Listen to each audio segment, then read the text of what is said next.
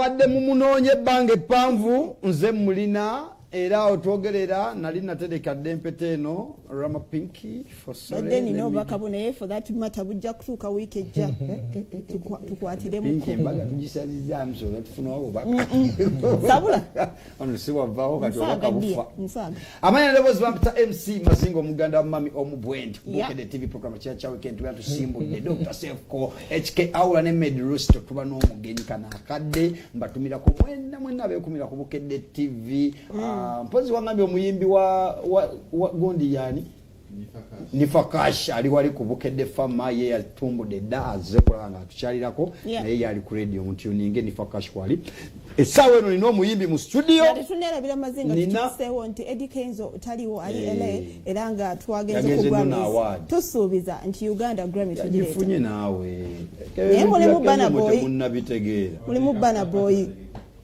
Segera mulimu Give Me Love mulimu Last Bana Boy mulimu Never Bow Down kati abugobola abayina biyimba kyoluyinza okusinga ennyimba za Kenzo of course Eddie Kenzo waffe naye Last olwo mulumanyi naye nga jjajireta tomanyi muyimbi muno neyo nabali bayimbi of course tusakwagaliza wansi ngera konyo wa masingi like tujja basinga mashallah na mantara kabba tutandise show naye tukujukiza nti byabadde mawulire ga kunyolwa nnyo mama wa papa Misa Semakula yatuvudde ku maaso kibinyo kibiddala ntolo wefuge mama wa sa Misa Semakula bambi yatuvuddeko ku maaso naye mukama mulamuze kisa abayimbi mwena ababaddeyo nalabye His Excellency the Ghetto Gladiator ono Chagwa Centamu ng'asikako obugalo ne Ronald Mayinja abadde bamaze bbanga tebazigatta ngambe jangu okwateko mugalo nasoba najja mwakaze ngero omuntu walina okukwata mulimu Rahmah Pinky soko obuuze kuba kulaba ate tusumulule abalabi babukede TV kinta kya weekend mwasuze mutya subire muli bulungi amanya Pinky toina ddala benza kwegattako pai Pinky neyita komaawo kweli Rahmah wamma agobaga tulimanyi mbadde njagala ddala dijja kujja maaso mukyalaani shobadde ki nga wepika empola bambi Rahmah Pinky yani ebyaddala ebyaddala Nanyanzi Rahmah azaalibwawo byonone Kampala mu kyalo Pinky ayagala kuŋŋamba nti tomanyi nti ozaalibwa mama oyagala kuŋŋamba nti tomanyi nti ozaalibwa nedda ova kuzaala ewa taata wange right taata wange Masakaro awo Munyendo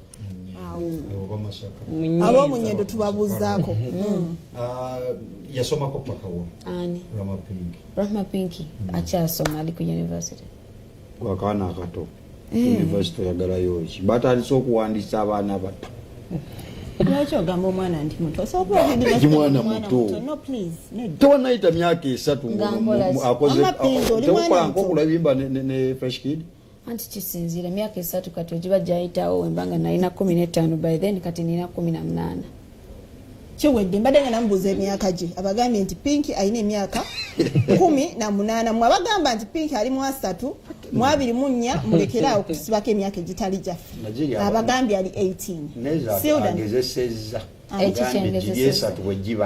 Rahmah Pinky isn't it 18? Yeah, it is 18 ali 18 muna abamukufe ejo waba yakeera okusoma kankuleke yongerako emyaka ng'esatu kiganya taata tulimbe saagala kulimba emyaka 18 ebibuuzo bimbadde gyayo okubuuza nga ogenda kubompa ddoboozi bobikubuuza bibuuzo ngaki mbitandike kati tandika sokere kayimba kana akapya kubanyiza okujja mu vibe akayimba notakatunyonyolako kayimba kanene kirombe kya zaabu wakayimbidde bantu ki target yo yabadde ku bantu kibalavu oba bagagga abali the lovers of course abantu bonna bayina abantu bebaagala so bango yagala mami wo daddy wo oba nyomuntu yena to all the lovers to all the people that have loved ones abakirombe kya zaabu akayimba kano kafulumye Dimples audio video because buli kimu kyafulumira mu time yakyo video yafulumye I cannot recall the date but guno mwezi gutuvudde mu January late January literally last week ngagwina sente zikolwa video no video literally bali shooting that okay so ebitingana wava mu TNS wavayo wa Jeff Chiwa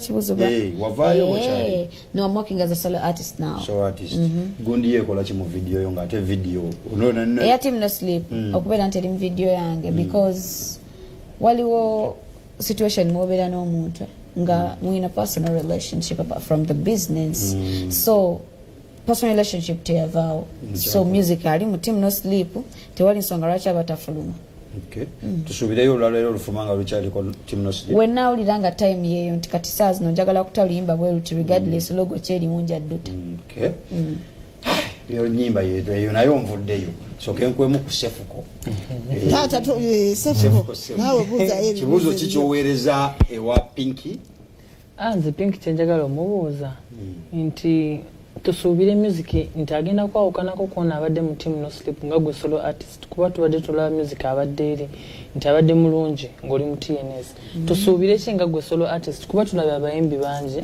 nga bava mu management oba record label ne bagwa abamu ne batumbuukira ddala so what should we expect literally omuyimbi wendi the writers abenjawulo bembadde nkola nabo even way back when I'm still in team no sleep mbalina webali so subira nti waliwo ekiyinza olema apepa kuwandiikira buwandiikizi tolinayo kabebuwandiikire no you sit down with the writers olimba lino olimba erufuluma lubeera mutakiza abantu bangi nti nti neera producer ajja kugamba nti newe babanga writer yaluwandiise dda when you're in the studio then the producer asobola okuvayo nawa idea nagamba manyi kino ekigambo tukikyuse nange nevayo gomibinenga nayo mani wano tuyimbe bwatu kyeba kino ekiri wano kyetuba tuteeka wano kino tukize waneeno so you bring out different ideas to make a good song okay waliwo omwami gwe yaŋŋamba yakuwandiikirayo ku luyimba enyimba ezo kinga tewazifulumye I think the song is called Omuwala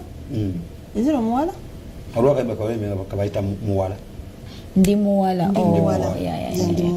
literally oluyimba lwe balumpandiikira ndowooza dda I think I was just making 17 balumpandiikira dda and then nenyingira team no sleep in the process wali 17 yeah, by the time he wrote it nenyingira team no sleep and nenduwa omukulu naluwuliramu bwe yaluwuliramu nagamba nayo mani tufuneyo wano oluyimba olulala saawa zino lwetula nti lwe luyinza okukola ki okujja n'amaanyi so nenteeka ku hold nensooka nti endala but it's a good song with good messages and with my time when ndiwulira nti kati saawa zino I feel like I want to talk to the girls I'll release it twogedde ku luyimba olwo about this gentleman you said you were 17 years what is your relationship with Omulangira omuyita otya sina bwe muyita you were with him when you were 17 yafulumya oluyimba right literally yakola ku the production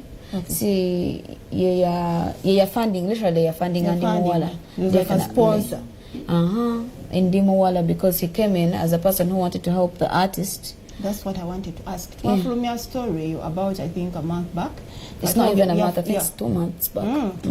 Yeah, from story nga Mulangira avuddeyo nebintu nebivaayo twali tumanyi skiti wemwakola emikolo but literally yagamba gwali mukolo muki mutuufu kati how did you meet that gentleman? What is the story? I was literally at school by that time nali ku ssomero ngenda kola ebibuzo byange bya form 6 okay so my mom calls me, she tells me genda ku administration just because simu yange nali ngenda nayo kusomera genda ofune simu yo gende online nine number gye nkuweereza okubira omuntu oyo yankubiddeko ng'agamba ayagala tuyambako in the music and everything oyogereko naye olabe if he's serious then tulabe ekyokola because mami wange nga tannansalirawo she talks to me of course so nenfuna esimu yange nengenda ku whatsapp nenkubira gaayo no netwogera tumwogere bulungi nenkubira mulanga olagira abatamumanyi prince kimera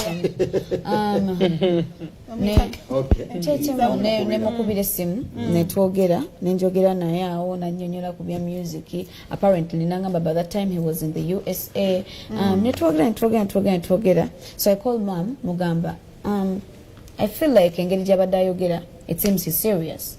So tusobola okukola. So this guy tells me nkomawo ku weekend. Ngolwaliwa.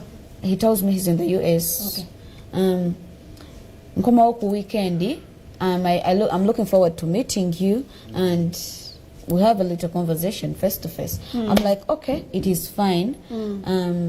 I'm having my what?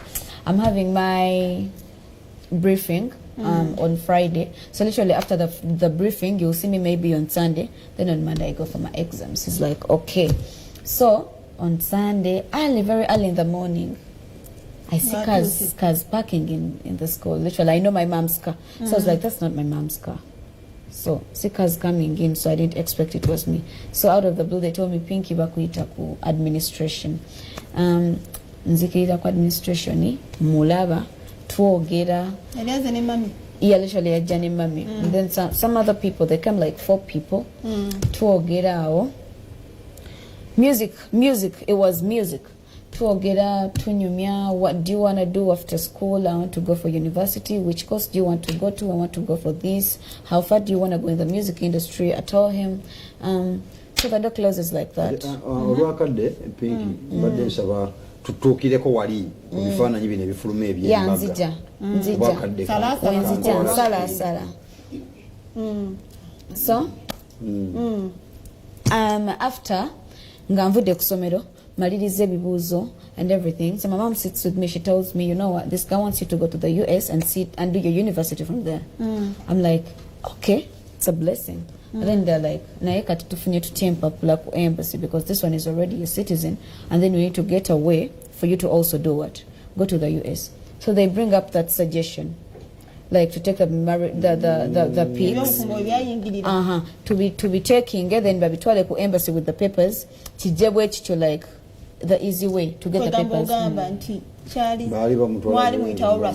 Definitely that is it. Ne message waba achazina because naba inaze yabawako. If he's genuine na ye story ye jawa ajiyo message ze yatandikireko kueleza mama wange nga batandika okwogera. For the time olakadde tugenda kubanga ate Pinky ndoza pika noddamu otwa time nokomawoko. Shene menya. Ekeera nnyo. Namulabye ejjo nga kitana no wameka. Tujja nyigiriza tukikole. Tugenda kuwumuzaamu katono nnyo nkomewo nsiibule bulungi nnyo abantu baffe. Tulinawo omugenyi agenda okujja ate tusiibule naye ng'ate bwe mba sikomyewo nkujjukiza bannaye 3 Ogwokusatu. Twasimbudde dda egenda wa kuliyo zimba. Abantu basiibule.